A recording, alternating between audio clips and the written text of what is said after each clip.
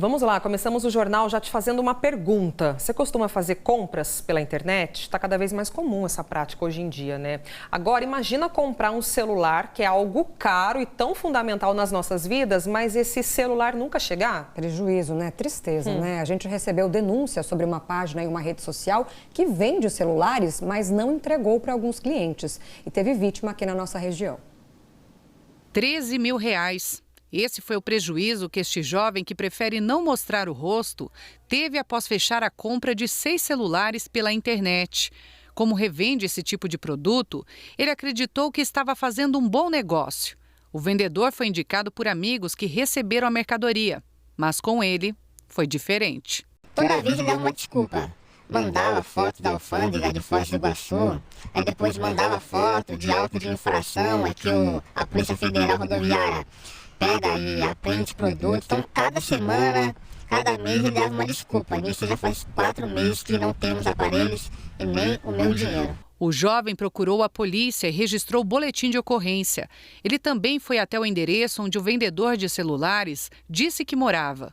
Fomos lá no endereço dele e nunca ele está no endereço. Sempre procuramos durante o dia, durante a noite, à tarde, e nunca ele está no endereço que ele passou para todo mundo do grupo que realmente caiu nesse golpe. Segundo as vítimas, o vendedor de celular é Kevin Igor Martins. Um dos pontos de venda dele na internet é uma página em uma rede social com o nome MK Apple. A nossa equipe também foi até o endereço indicado no bairro Santana, em São José, onde ele estaria morando com uma namorada. Tem um morador aqui chamado Kevin Igor Martins? Kevin? Tem, mas só que não se encontra. Ele não se encontra? Não, faz dia que eu não vejo ele, né? Sozinho? Toda vez que eu vejo ele tá saindo com mapa. É. Gabriel mora em São Paulo e também denunciou Kevin.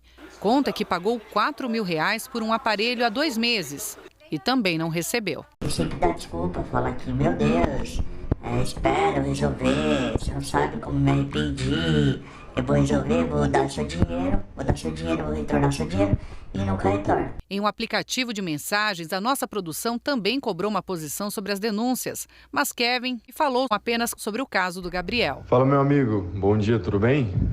Não, cara, ainda não enviei, e a respeito sobre isso, sobre a situação em si, eu cheguei num acordo junto com o Gabriel, tá? Caso você queira até confirmar com ele a respeito, a gente chegou num acordo para conclusão, beleza? Esse advogado criminal reforça a importância de apresentar elementos como prints da conversa com o suspeito e comprovantes de pagamento. Diz ainda que desde 2021, a lei prevê uma pena mais severa para crimes de estelionato praticados pela internet. Foi criada a figura do furto por meio eletrônico, por meio digital, é um novo furto, né, uma nova figura do furto com penas de 4 a 8 anos de reclusão, e também foi criada a figura da fraude eletrônica, que seria o estelionato praticado pela internet, também com penas elevadas a 4 a 8 anos de reclusão. A pessoa conseguir e pensar e lembrar em printar as telas de todas as etapas que ela passa dessa negociação, ela consegue juntar alguns elementos que podem contribuir para a Polícia Civil, que fará essa investigação.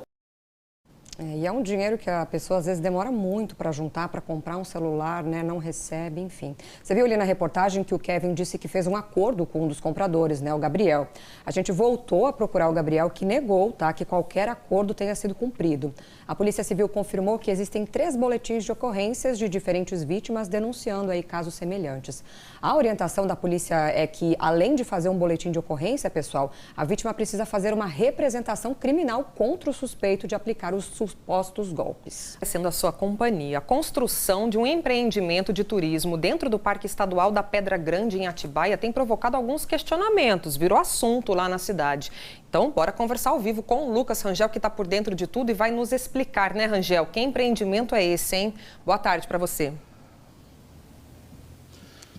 Tudo bem, Thalita? Boa tarde para você, boa tarde a todos. Como você mesma disse, é o assunto da cidade aqui já há algumas semanas, né? Esse empreendimento que basicamente é uma torre e uma rampa para que faça um mirante, né? Eles chamam de plataforma de vidro, né? Um empreendimento em que vão ser construídas uma torre e uma rampa para que os turistas, né, as pessoas consigam acessar aí esse mirante, né? O investimento é de mais de 20 milhões de reais, com o objetivo de se tornar um atrativo turístico.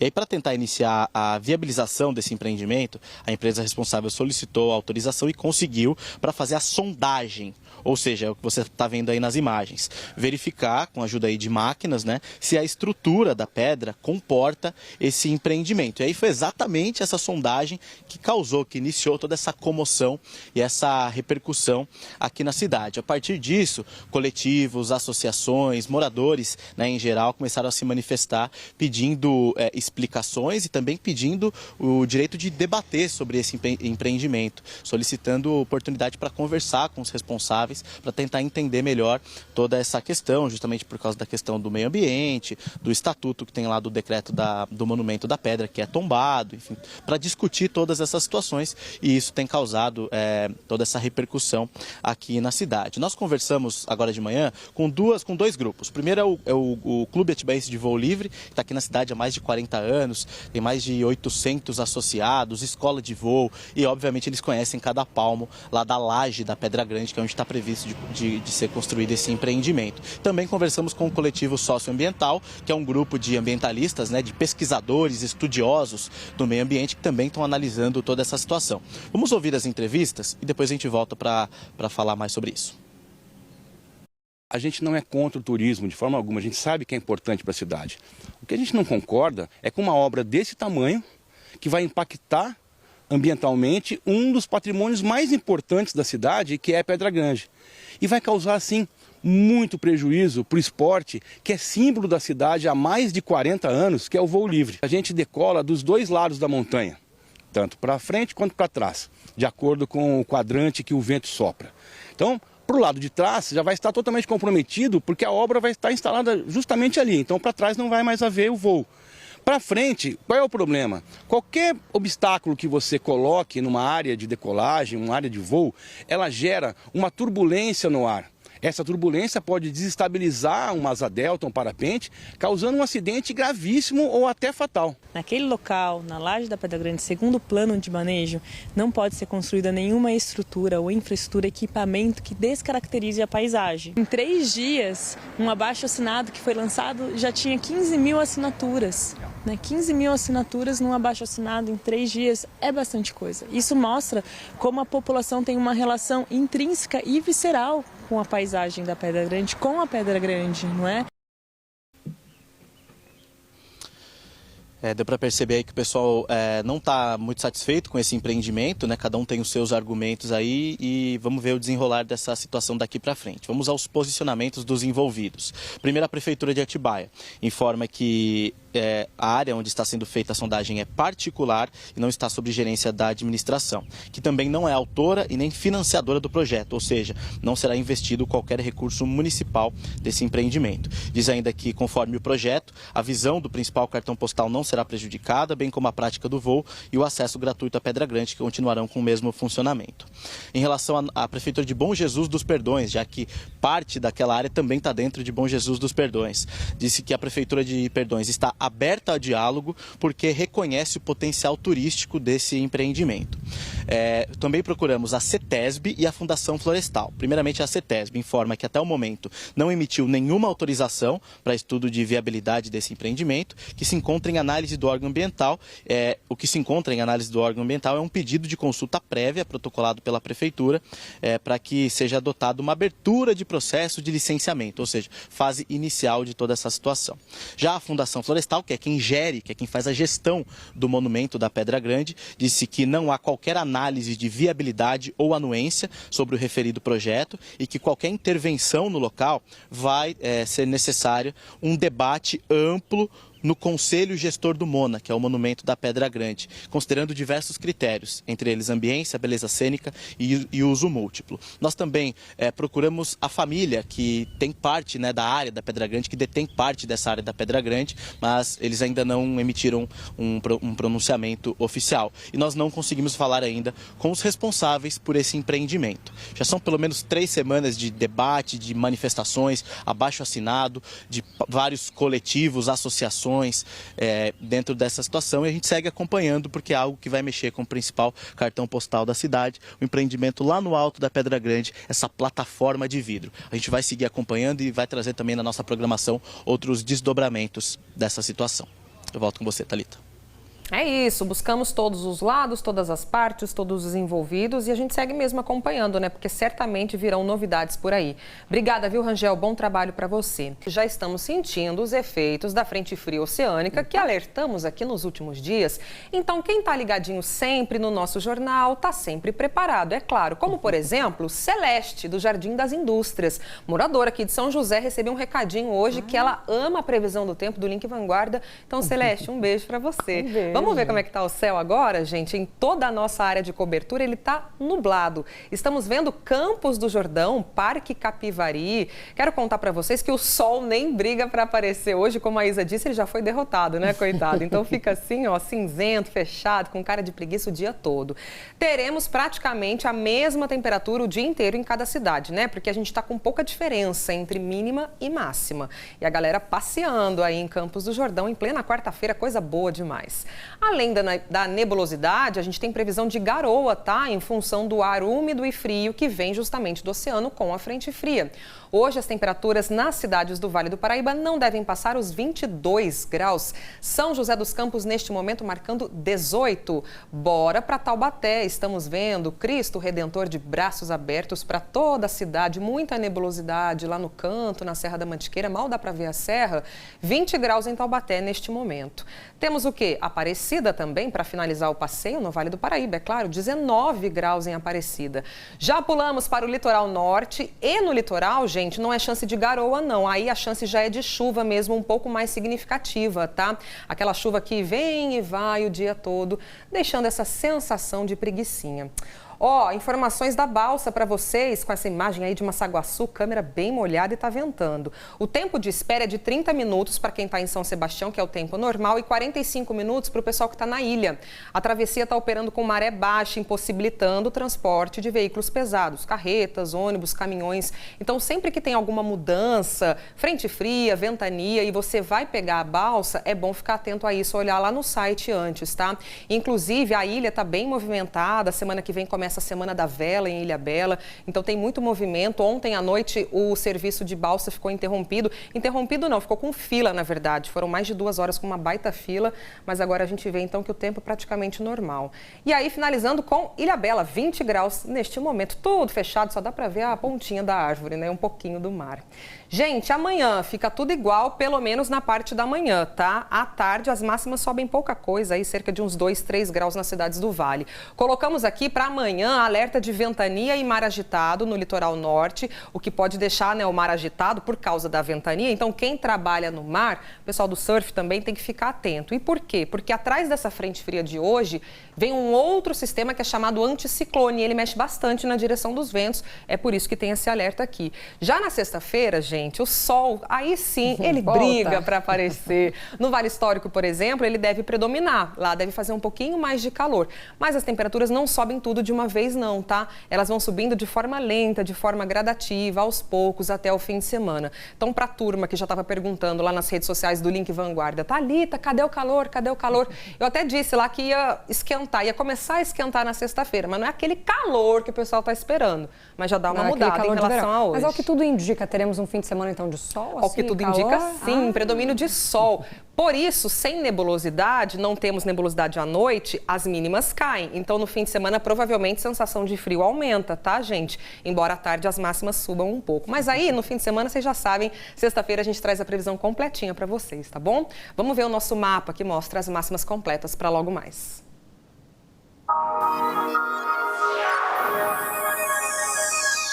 Quarta-feira preguiçosa e chuvosa no litoral norte. Temperatura máxima prevista de 20 graus em Ubatuba. Pouca diferença entre mínimas e máximas também no Vale. Começando por Taubaté, que vai aos 19 graus logo mais. 17 em São Luís do Paraitinga e 20 de máxima em Queluz. Tempinho bom para o turista que está em férias na Serra da Mantiqueira. Os termômetros de Campos do Jordão não devem passar dos 16 graus. Voltando para o Vale, nebulosidade, garoa e máxima só de 19 em São José dos Campos. A frente fria também afeta a área de Bragança Paulista e Atibaia, que também não devem passar dos 19 graus nas próximas horas.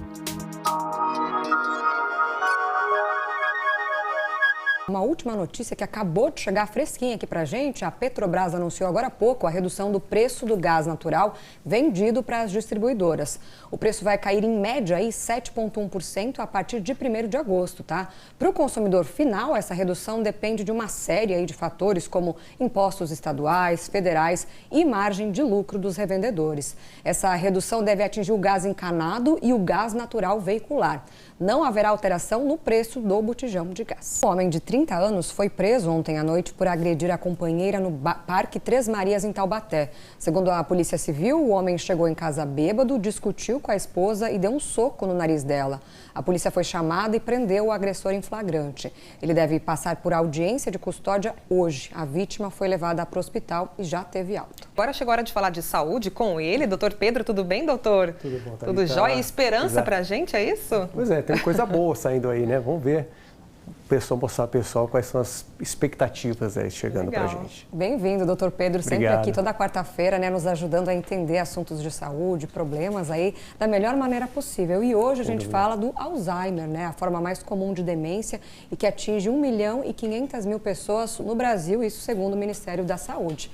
E essa semana, doutor, tivemos aí uma notícia boa, né? Acho que a gente vai piscar aqui o nosso G1, notícia boa que dá aquela esperança para quem tem casos na família, né? Um novo remédio experimental para pacientes de Alzheimer consegue retardar o avanço da doença. Bom demais isso, Perfeito, né? isso é fantástico. Isso Existem é muito alguns legal. outros tratamentos também em fases iniciais, né? Esse tratamento mesmo aqui, eles têm algumas preocupações ainda, questão de segurança também. Mas daqui a pouco a gente fala mais sobre tratamento. Vamos rebobinar a nossa fita aqui para começar do começo, para explicar para o pessoal de casa, né? O que é o Alzheimer. Temos algumas artes aqui, o pessoal vai colocar para a gente ilustrar, porque eu acho que fica mais fácil deles entenderem, né? Então, para você de casa, o Alzheimer é uma doença neurodegenerativa, insidiosa, que acomete geralmente os idosos, acima de 60, 65 anos.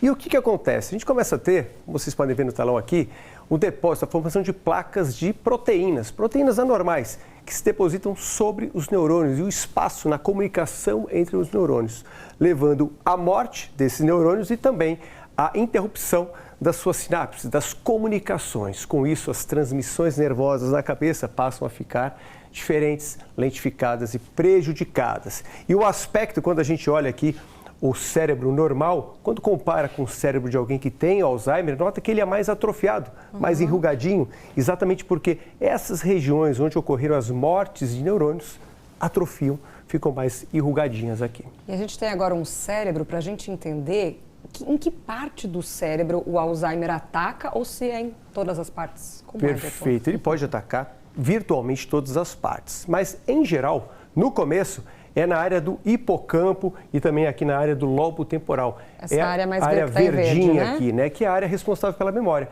Daí a gente sabe, já é conhecido, que um dos sintomas iniciais do Alzheimer é a perda da memória recente, que fica exatamente aqui na área do hipocampo. Claro, se eu tenho a progressão da doença com acometimento, por exemplo, aqui do lobo frontal, a área do comportamento, a área da emoção, eu vou começar a ter também alterações de agressividade ou às vezes passividade. Vamos falar um pouquinho dos sintomas, mas dependendo da área que acontece, né, esses depósitos de proteínas, a gente vai ter um sintoma característico. E esses sintomas, né, doutor, é importante a gente lembrar aqui, reforçar que eles não aparecem todos de uma vez, eles vão aparecendo, porque o Alzheimer, ele tem 4 estágios, né? Perfeito, é muito insidioso. Lá no comecinho, no primeiro estágio, geralmente são sintomas da perda de memória, alguma dificuldade para fazer habilidades que até então eram feitas de maneira adequada, correta, começa a ter alguma alteração nesse sentido.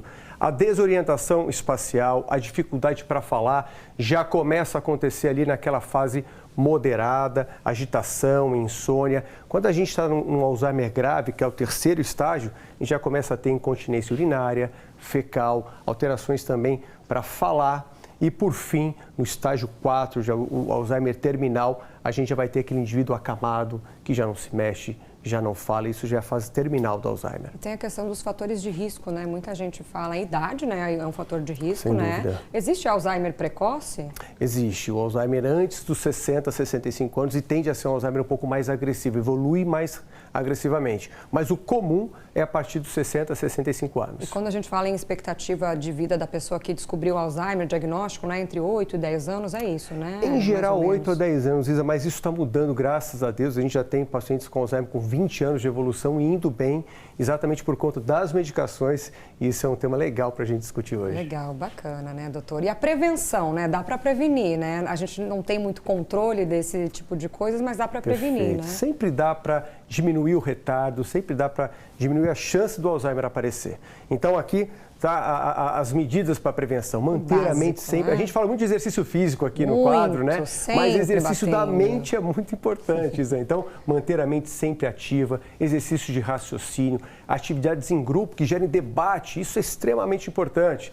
Chover no molhado, né? Não fumar. fume. Isso a gente já conhece e fala toda semana, todo o programa Esses aqui. exercícios aqui, hoje em dia, com o celular, existem muitos joguinhos, né, que Vários. facilitam isso pra gente. Exercícios de memorização, isso é Isso. muito bacana, tem muita coisa legal. Já desde pequenininho é legal fazer. Não consumir bebida alcoólica, pelo menos não em excesso, alimentação saudável que a gente sempre fala e atividade física regular. Atividade física, Isadora, ela libera no corpo algumas substâncias que atuam lá na cabeça, diminuindo a chance do Alzheimer aparecer. Então, façam exercício. A gente falou de fator de risco, a genética é um fator de risco? Se meu pai teve, se minha mãe teve, eu posso ter mais chances? Excelente pergunta. Sim, a genética é um fator de risco. Não é todo, se eu tenho alguém na família, eu terei de maneira nenhuma. A minha chance é pequena, mas é um pouco maior do que aqueles indivíduos que já têm, que não têm na família a história de Alzheimer. Agora sim, o tratamento, né? Vamos Fui lá, diagnosticado, o diagnóstico também, doutor. Não é tão fácil diagnosticar, né? Porque os sintomas começam a aparecer devagarinho, ali pontuais. Exatamente. O diagnóstico de Alzheimer é bem difícil, ele não é feito numa primeira visita, numa primeira consulta, até porque 50% dos pacientes com Alzheimer não sabem que tem. Olha a dificuldade que é.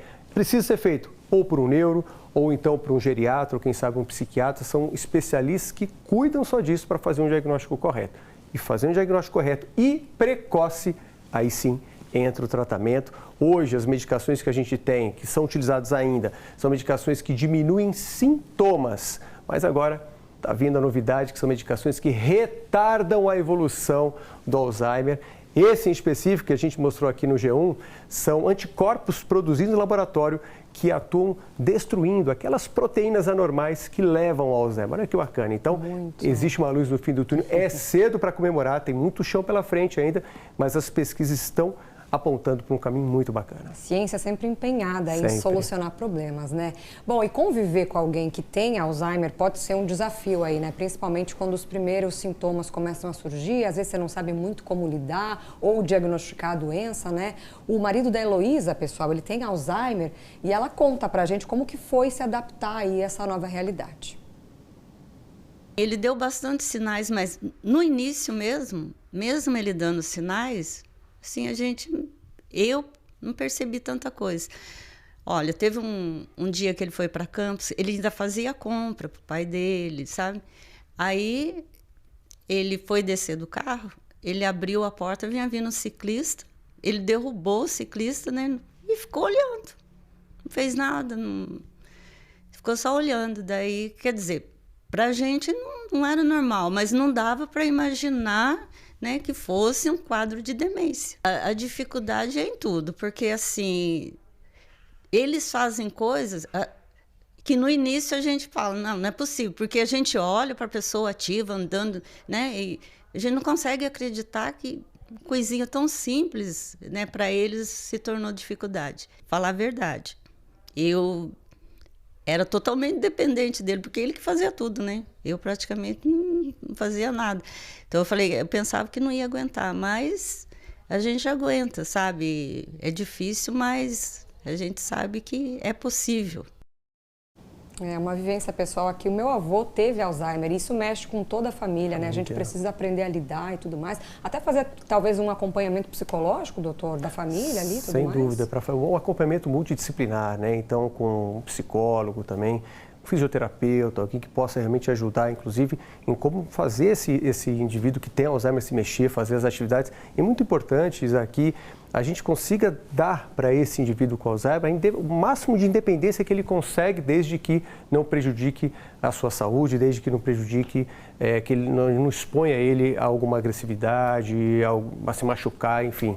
Mas é tentar dar essa liberdade para ele, para que ele possa se sentir cada vez mais útil. Autônomo, né? A gente viu ali que ele teve 2 tipos de demência. O Alzheimer é um tipo de demência, é a mais comum, mas existem outros tipos. Exato. Né? Demência, o que é? É a redução, é a perda da capacidade cognitiva. Então, diminui o raciocínio, a linguagem, enfim, a fala, né?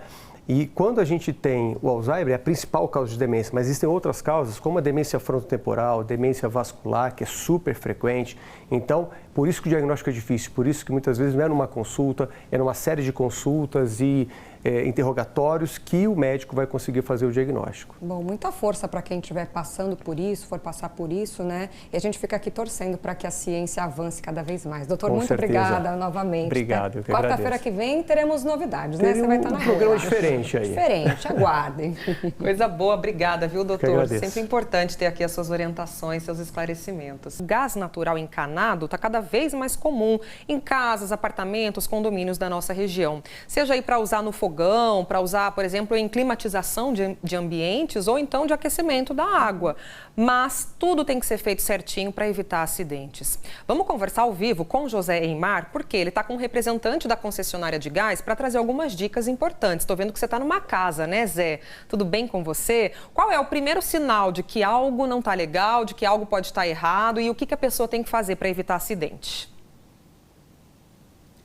Oi, Thalita. Muito obrigado. Tudo bem, graças a Deus. E com você? Um beijo em você, na Isa, e para você também que está assistindo. Exatamente. Olha quem abriu as portas para a gente. O Rômulo e a Lu estão aqui. Já me sinto em casa para responder essas perguntas. Mas o Rômulo tem uma dúvida. E qual é, meu amigo? Quais os principais cuidados que nós, como clientes, precisamos ter com o uso do gás natural? Não vou te responder porque eu não entendo nada de gás, mas tem alguém que é craque que vai nos ajudar aqui. Muito obrigado pela pergunta. A Carla está aqui, da concessionária de gás, para conversar com a gente. Muito obrigado pela sua presença. Então, por favor, quais são as principais dicas para quem tem o gás encanado? Bom, nós estamos aqui perto do fogão, vamos começar com as dicas aqui, né? Vou demonstrar para vocês. Uma dica super importante no fogão é em relação à chama, né? Que ela tem que ter uma cor azulada. E elas precisam ser uniformes quando todos os bocais estiverem sendo utilizados. E qualquer sinal diferente disso pode ser uma possível irregularidade, e aí um profissional qualificado, né, uma empresa especialista, precisa ser chamado para fazer as verificações. Ô Carla, e em relação ao aquecedor? O aquecedor também é muito importante, a gente tem algumas dicas. A gente tem o duto de exaustão do aquecedor, e ele precisa estar muito bem conectado no aquecedor. Além disso, ele não pode apresentar manchas ou furos. E o local que esse equipamento está instalado, ele precisa ser ventilado constantemente. Em relação ao aquecedor também, é muito importante reforçar que esse equipamento ele precisa passar por uma manutenção anualmente. É uma manutenção preventiva e precisa ser feita por um especialista, uma empresa qualificada. Ô Carla, mês de férias, criançada toda reunida em casa. Quais são as dicas que você dá em relação ao uso desse gás para quem tem criança em casa? Super importante. As crianças, elas não podem ficar perto do equipamento a gás. É importante a gente manter essa distância. Além disso, é muito importante a gente não manter produtos ou objetos inflamáveis próximos dos equipamentos. Olha, para você ver em casa como essas dicas são valiosas e a gente sabe que muitas pessoas, como a Thalita estava dizendo ao me chamar, têm usado esse tipo de gás. Agora, quais acidentes podem acontecer se não tiver uma orientação, se não tiver uma prevenção? A falta de manutenção nos equipamentos pode ocasionar falhas ou vazamento. A inalação do gás em grandes proporções, ela pode causar uma intoxicação, na quais os sintomas são tonturas, mal-estar, dor de cabeça. E na low gas é de suma importância procurar um serviço hospitalar para que sejam feitas as tratativas e orientações médicas. E tem também, né, a questão, assim como qualquer outro gás combustível, que em vazamentos, né, por longos períodos, eles podem aí se acumular no ambiente. O gás natural é um gás mais leve que um ambiente e por isso ele se dissipa muito facilmente. Mas se estiver em um local fechado com um vazamento de longo prazo, né, ele pode sim se acumular e vir a causar um possível incêndio. Então, para evitar tudo isso, prevenção, chamar um especialista para analisar tudo isso. Direto de Campo Belo, nas Minas Gerais, a Carla conversou com a gente aqui. Muito obrigado, viu, pela entrevista. Então, gente, olha, atenção, cuidado sempre, chamar o especialista para orientar aí, fazer a manutenção regular, como a Carla disse. Bem explicado? Excelente explicação. Lu? Perfeito. Então agora vamos terminar aqui para a gente preparar o nosso almoço na casa, que eu fui muito bem acolhido, Thalita, depois dessas boas dicas. Ô Zé, segura o almoço rapidinho, que eu só fiquei com uma dúvida. Carla maravilhosa, mas veja se ela consegue só tirar essa dúvida, porque na hora que vocês estavam mostrando o equipamento ali na área de serviço, ela disse para fazer a manutenção anual, né, uma vez por ano. O morador que agenda, de repente, é o síndico do condomínio que pode fazer esse agendamento de forma geral para todos os apartamentos. E eu queria saber de custos. Ela tem uma ideia de preço? Pode passar só para o pessoal de casa aí ter uma ideia? Bora perguntar para ela aqui. A Thalita está dizendo sobre essa manutenção do aquecedor, né? Às vezes o síndico é que chama para fazer no condomínio, mas tem ideia de quanto custa para fazer essa manutenção? Para quem está nos assistindo ter uma noção? Isso vai depender muito. Hoje, a Comgás, ela fornece esse serviço de manutenção preventiva através da nossa plataforma Comgás Soluções. Dentro do nosso site, que é o soluções.comgás.com.br, ou através da nossa central de atendimento, você consegue ver todos os serviços detalhados e o orçamento relacionado a essa prestação de serviço também. Por lá tem o preço, tudo direitinho. Tem tudo certinho e todas as informações necessárias. Respondido, Thalita? Opa, respondido, perfeito. Agradeço a Carla, maravilhosa, e agradeço a esse casal também. Agora sim, vocês podem preparar um almoço delicioso, que eu sei que você está esperando por isso, tá, meu querido? Muito obrigada, Zé. Bom trabalho aí para vocês. Tchau, tchau. De repente já manda uma mensagem ali no grupo do condomínio, já combina, né? Todo mundo vai... Quem for fazer essa vistoria já faz de uma pegada só. A Vibras anunciou a prorrogação do layoff por mais 5 meses em Jacareí. De acordo com a empresa, a fábrica tem cerca de 1.400 funcionários e 380 devem ser atingidos pela medida. Até então, eram 400 que já estavam em layoff. A empresa disse ainda que a medida foi negociada com o sindicato e aprovada hoje em assembleia. Recentemente, o plano de recuperação judicial da empresa também foi aprovado em outra assembleia. A Vibras disse que esse é um passo importante na reestruturação do negócio. Sobre o novo layoff, o Sindicato dos Metalúrgicos reforçou que os trabalhadores seguem com estabilidade até março de 2024. Isso mexe com muita gente, né? Seguimos acompanhando. Participação de vocês pelo nosso aplicativo, os moradores procuraram para reclamar sobre o abandono de uma reforma na quadra da Vila Centenário. Aí, ó, imagens para vocês. No comecinho do vídeo que a Marli mandou pra gente, tem uma placa aí que fala que a obra, que começou em janeiro, teria duração de 4 meses. Mas a gente vê aí que o local ainda está todo coberto, né, por tapumes, sujo, com cara de abandono mesmo. E aí atrás desses tapumes, a quadra também está com praticamente nada de reforma, como vocês viram aí nas imagens. E aí agora a gente vai fazer o quê? Vai ao vivo para o local com André Luiz Rosa, porque ele foi para lá para conferir, né, como é que tá por lá, se tem movimentação. A gente já vê bastante lixo, coisas quebradas por aí também, né? Pelo jeito, ainda a reforma vai seguir por um tempo, né, André? E aí?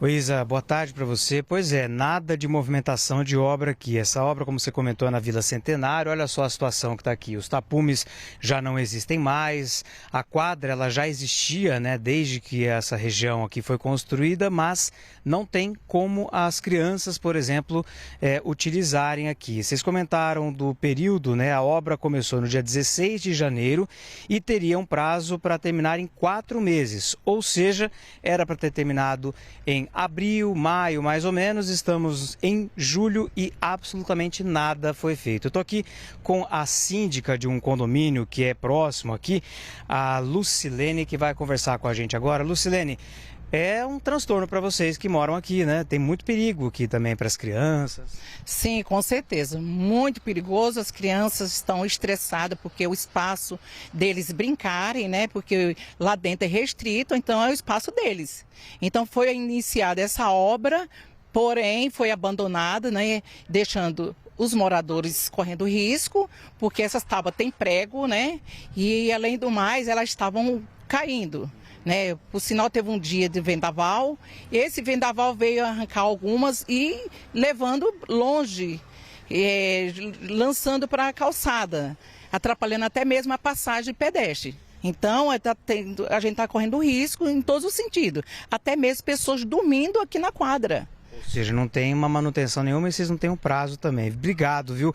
Olha, a gente vai agora conversar com o secretário aqui da Prefeitura, que é o Gilles, que é secretário de Esporte e Entretenimento. Secretário, vamos lá, essa obra é da CDHU, mas a Prefeitura que fiscaliza. Pelo jeito não teve fiscalização porque a empresa abandonou, né? Olha só, bom, primeiro que os moradores estão cobertos de razão. Com relação à fiscalização e também à licitação, é uma obrigação da Prefeitura, mas a empresa que ganhou essa licitação, ela simplesmente abandonou. Ficou 60 dias sem aparecer, foi notificada pela Prefeitura, ou seja, seguindo os trâmites burocráticos necessários para essa obra, e foi feita uma previsão deles retornarem à obra dia 3 de julho, o que não fizeram, e agora está no processo administrativo, multa e também encaminhamento para a segunda empresa ganhadora da licitação. Agora, você comentou que ela abandonou por 60 dias, né? O fato da Prefeitura fiscalizar não daria, por exemplo, para nesses 60 dias perceber que algo estava diferente, que não tinha andamento da obra e tomar uma atitude antes de passar esse período? É que, na verdade, você segue todo o processo burocrático desse processo licitatório. Então, existe um tempo a ser feito para ser notificado, a empresa retornar com relação a esse tipo de contato. Então, automaticamente, infelizmente, a burocracia no Brasil ela atrapalha demais. E acaba que a população fica sem a obra sendo contemplada dentro do período necessário, mas a Prefeitura, enquanto as suas obrigações, e está tomando as necessidades para que isso seja retomado o mais rápido possível. Quando, mais ou menos? Olha, hoje já está indo para notificar, multar e também chamar a segunda empresa. Então, em breve, já deve ser cercado de novo, recuperar isso aí e até oferecendo aqui aos moradores, aqui ao lado nós temos o ginásio municipal. Agora, só uma coisa, vai extrapolar o período, né, de prazo para terminar essa obra. O prazo que eles têm dentro do contrato é de setembro deste ano, então ainda estamos dando prazo para a obra. Vindo a segunda empresa, como é que fica? Isso que tem que ver, se é uma complementação desse prazo, ou se dentro do prazo ainda é possível estar realizando tudo. Tá certo, secretário. Obrigado pela entrevista. A gente continua acompanhando e como eu comentei, essa obra ela é de verba da CDHU. A gente entrou em contato com a CDHU que disse o seguinte: essa obra é decorrente de um convênio, né, assinado com o Estado para beneficiar o condomínio aqui da CDHU, que vocês estão vendo aqui atrás, tem os prédios da CDHU. E aí a CDHU disse o seguinte: a ordem de serviço foi autorizada em dezembro de 2022, começou em janeiro e, segundo a CDHU, a obra estaria em conformidade com a execução de 52,9% do serviço. Ainda falta aí quase a metade para ser feita, a gente não vê muita coisa, mas a CDHU disse que a obra ainda está no prazo contratual, portanto, deve ser feita uma nova vistoria em agosto para ver. E aí, como o secretário comentou, deve ser chamada provavelmente a segunda empresa, então deve ainda demorar um tempo. A previsão que o secretário comentou aí de terminar a obra dentro de aí mais ou menos 2 meses, não sei como é que vai ficar, mas provavelmente isso não vai terminar em 2 meses, porque vocês veem que está bem complicada a situação aqui. A quadra está nessa situação, ali tem algumas crianças agora, está na terra ali para ter construção de um parquinho, ainda vai demorar um pouco. A gente continua acompanhando isso e a gente vai cobrar uma resposta para ver quando finalmente essa obra vai ficar pronta, mesmo estando dentro do prazo. Voltamos ao estúdio. Pois é, se está com 50% pronto aí em quase 7 meses, 2 meses para finalizar, né? A outra metade, acho que, não sei se esse prazo aí vai dar não. Consegue mostrar mais um pouquinho para a gente, André, da quadra aí, como é que está a situação na Vila Centenário, né, gente? Então, em Caçapava, Marli e outros moradores podem sempre mandar aqui para a gente, né? A gente vai cobrando também esse prazo aí. Obrigada, viu, pelas informações. Bom trabalho para vocês. E poderia ser um local bem aproveitado agora, sempre, né? Que estamos em férias escolares, mês de julho. Que estamos falando de frutos do mar. Vamos contar que começou o Festival do Camarão em Caraguatatuba. Esse evento ajuda a movimentar a cidade durante essa baixa temporada, né? Vamos de João Mota, que já está sentado, claro, com uma mesa, vai se dar bem hoje, meu querido. O que tem de bom por aí? Conta tudo pra gente, por favor. Vamos de camarão, Thalita. Boa tarde para você e para todo mundo que está com a gente aqui no Link Vanguarda. Já temos uma amostra aqui do que tem de bom nesse festival, um estrogonofe de camarão que prepararam para a gente. Esse festival do camarão aqui em Caraguatatuba é muito tradicional, começou ontem, vai até o dia 30 de julho, até o fim desse mês, sempre no almoço até a hora de jantar. São 21 barracas aqui preparando essencialmente receitas à base de camarão, obviamente também de mandioca, mas também tem barraca de artesanato, tem barraca de doces. É um evento que é uma estratégia para tentar chamar mais gente, né, para essa época de baixa temporada aqui no litoral e também para valorizar a cultura caiçara e para poder fazer que mais caiçaras complementem a renda, né? Para falar sobre isso, Dona Elza está aqui do meu lado, ela que tem uma barraca já há muito tempo aqui no festival. Dona Elza, muito boa tarde para a senhora. Esse festival ajuda bastante a senhora e a família da senhora? Ajuda bastante, muito. Não só eu, como toda a família dos pescadores, aguardando o ano inteiro por esse momento, que todos precisam, né? Vendem bastante? Eu vendo bastante, graças a Deus, vendo bastante. Ontem foi a abertura, vendi bastante, eu não tenho ideia do quanto eu vendi, porque eu não consigo contar. Tanto que vendeu. Bolinho de mandioca com recheio de camarão da Dona Elza faz sucesso. Aqui o ano passado vendeu bastante esse bolinho? Vendi na base de 700 por dia. 700? Como é que tá a expectativa para esse ano? No final de semana, né? Ontem, pela base de ontem, vai ser muito bom. Eu estou muito ansiosa para o final de semana, porque acho que não vou dar conta de comprar mandioca. E aí, para essa época, a senhora tem que contratar e chamar mais gente para ajudar a senhora? Tem que contratar bastante. Eu já estou até chamando alguém para me ajudar, mais reforço para final de semana, porque ontem foi pauleira. Não parei e espero não parar. Hoje está fraco porque está chovendo, né? Mas creio eu, fé em Deus, que a noite vai bombar. E eu estou preparando para vender mais de 700 hoje. Amém, que assim seja, que assim seja.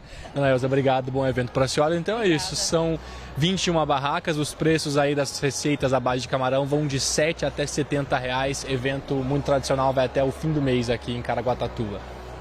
Eita, coisa boa. Dona Elza, maravilhosa. Mande um beijo para ela, uma querida, né? Opa. É o retrato do povo do litoral norte que rala o ano inteiro. Valeu, João, meu querido. Agora aproveite aí, né? Faça as honras.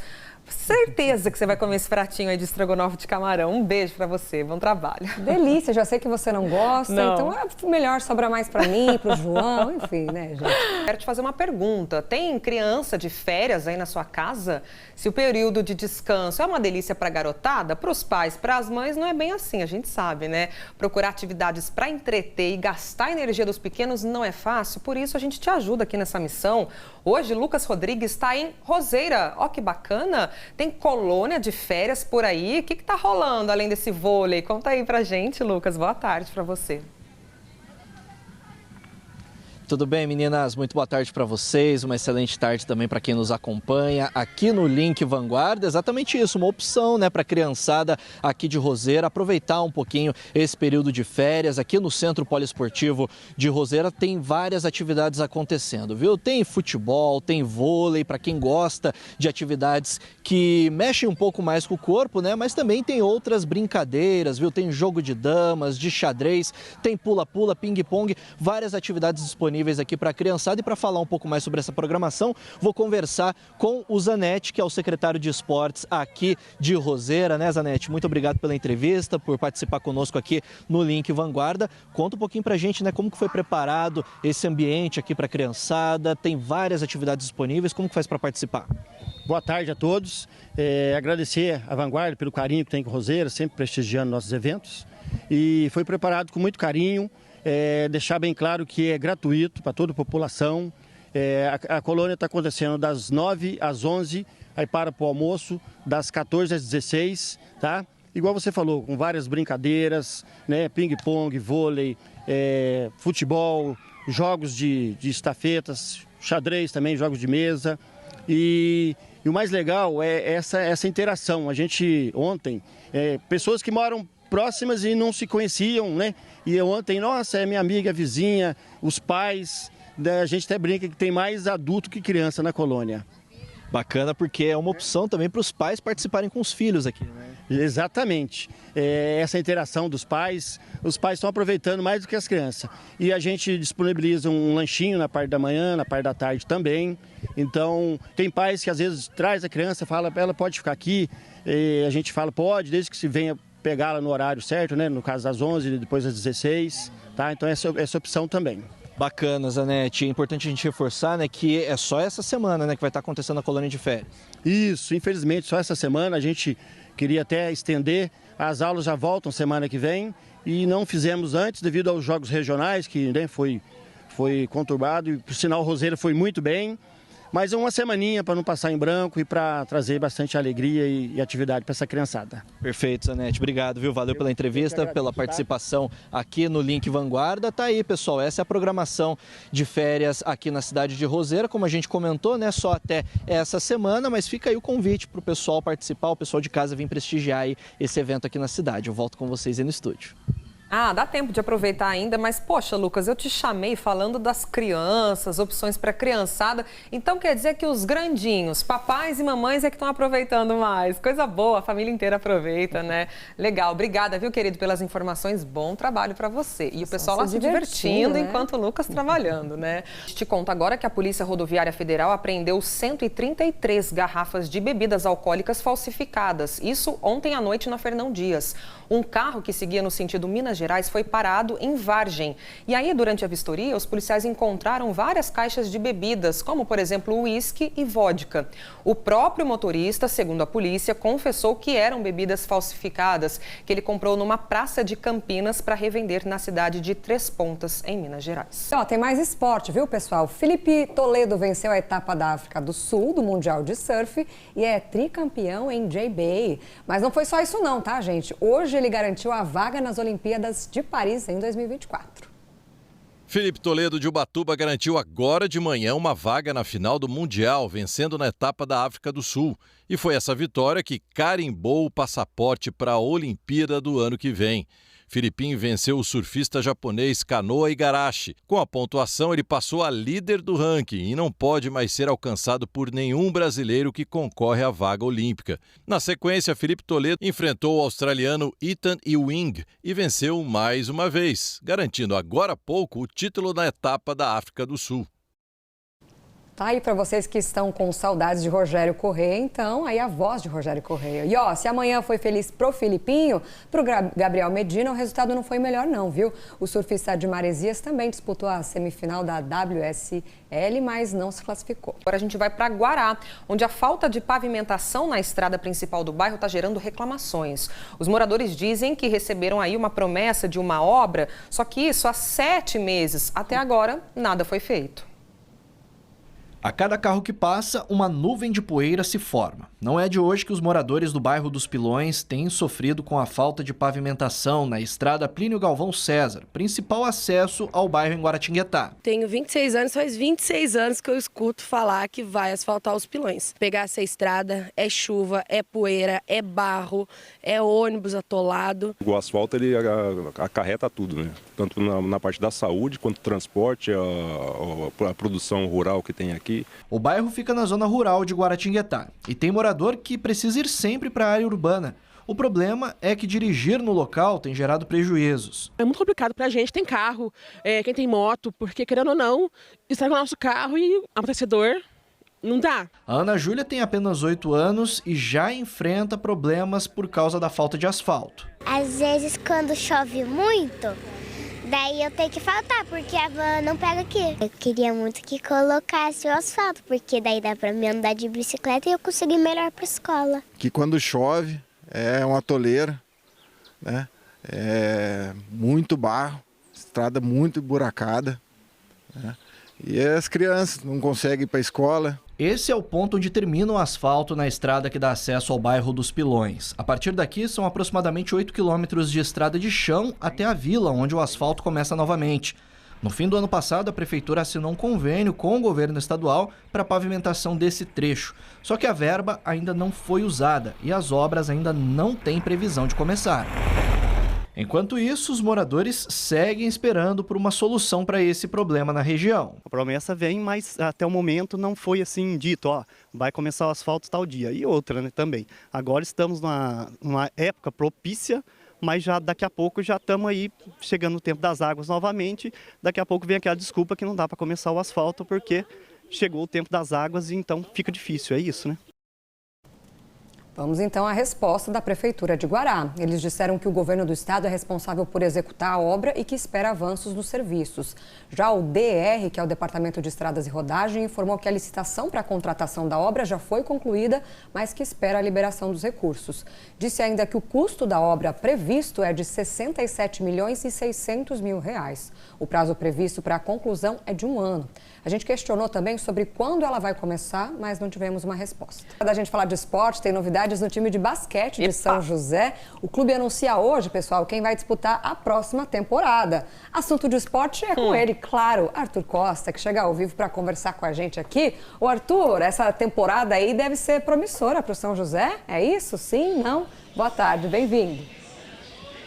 Oi, Isa, Thalita, boa tarde para vocês, para todo mundo acompanhando o Link Vanguarda. Sim, deve ser promissora, né? O investimento aumentou, então espera-se aí que o time chegue até mais longe, né, nos campeonatos. Então hoje é o começo aqui dessa temporada, né? Os jogadores foram apresentados, time que tem algumas manutenções, né? Continua com aquele sotaque espanhol, né? O técnico Sebastião Figueiredo continua comandando o time, o irmão dele, Diego, o armador, né? Um dos destaques do time também segue por aqui, mas o time apresentou algumas novidades, né? Entre elas aqui o Augusto Cabral, o alarmador do time, ele que no NBB do ano passado teve ali a maior evolução, né? Dentro dos quesitos ali que são analisados pela Liga, reforça o São José. Boa tarde, prazer falar contigo.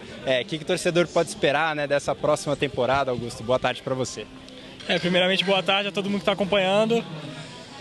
Igual você falou, a minha última temporada foi muito boa, fui indicado a um dos que mais evoluiu no campeonato e eu espero continuar essa evolução aqui em São José. Eu vim para cá exatamente para isso. O projeto, tanto os objetivos do projeto quanto os meus objetivos pessoais ficaram bem alinhados, então só tenho a crescer aqui e levar muita alegria à cidade. Alguns torcedores puderam já ter esse primeiro contato aqui, né, num evento que foi montado aqui, em um dos patrocinadores do time. Já tirou algumas fotos, imagino eu foi tietado aí e tudo mais. Mas para o torcedor que está em casa, te conhecendo agora, né, aqui pela Rede Vanguarda, qual que é seu estilo de jogo? Ouvi dizer que você é bom de matar bola de 3, é isso mesmo? Pois é, eu tenho há algum tempo me especializado bastante nesse quesito. E felizmente venho fazendo um pouco, tendo bastante êxito, né, nas últimas temporadas. Então pode dizer que sim, que seja minha característica principal, bola de 3, mas não fica só nisso não, eu gosto de defender bastante, ajudar a equipe, então pode deixar que a torcida vai ver muita bola de 3 e muita entrega também. Maravilha. O que te levou a fechar aqui com o São José, né? Imagino que você tenha jogado contra, né? Mas o que mais te animou para fazer parte aqui da temporada? Então, eu cresci no meio do basquete, sempre vi a cidade de São José assim como top no Brasil, com projetos vitoriosos. E igual eu falei, eu acho que os objetivos estavam muito bem alinhados, sabe? Meus objetivos pessoais de continuar evoluindo, de me estabilizar como uma carreira promissora mesmo, e o projeto de São José vindo crescendo a cada dia mais. Então acredito que esse foi o principal motivo. Maravilha, obrigado, viu? Seja bem-vindo aqui a São José. O torcedor está, claro, muito na expectativa. Aqui no evento também, né, foi comentada a possibilidade aí do time também mandar outros jogos lá no Teatrão, né? O torcedor gostou ali na reta final, então pode ser que mais pra frente aí o time também jogue novamente no Teatrão. Campeonato Paulista que começa já no próximo mês, dia 5 de agosto, tem a estreia do São José. Volto com vocês aí no estúdio. Bom demais, estamos aqui ansiosas, né? Bem-vindo para ele, obrigado pelas informações, viu, Arthur? Torcendo sempre por aqui, né?